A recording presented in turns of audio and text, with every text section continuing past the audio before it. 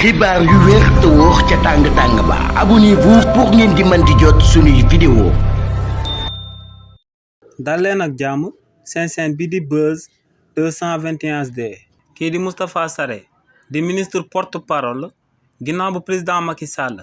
génnee daal di wax que ne lu waa Cour des comptes daal di firndeel que ne moom ak régime am dañ doon amal falsification de chiffre budgétaire que ne li ni mel amul tey amul suba waaye tamit ne bu fekkee ne dañ ko nama topp ci yoonu réewu Sénégal ne amul lum ciy ragal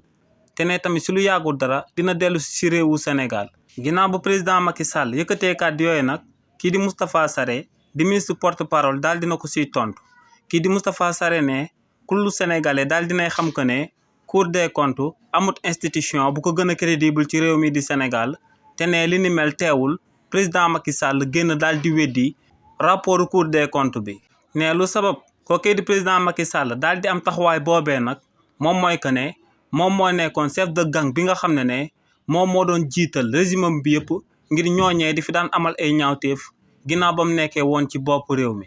nee nag lu waroon président Macky Sall ginnaaw bu waa Cour des comptes fësalee seen rapport jëmale ko ci ñaawteef yi mu daan amal moom moo doon mu génn daal di jéggalu sénégalais yi ci ñaawteef yi mu fi daan amal moom ak régime am. nee nag lu leer ba am moom mooy que ne président Macky Sall munta wax ba ñoom régime bu bees bi duñ ko daal di topp ci yoon ci réewu Sénégal. te ne kookee di président Macky Sall bu foogee que ne dafa am privilège de juridiction ba kenn du ko topp ci réewu Sénégal moo ngi nax boppam ndax ne biir assemblée nationale daal dinañ fay samp haute cour de justice te namm nañoo topp kookee di président Macky Sall daal di koy tëj ci kaso bi. nee nag dégg na ci discours président Macky Sall muy wax que ne dafa bëgg a daal di dellusiwaat ci réewu Sénégal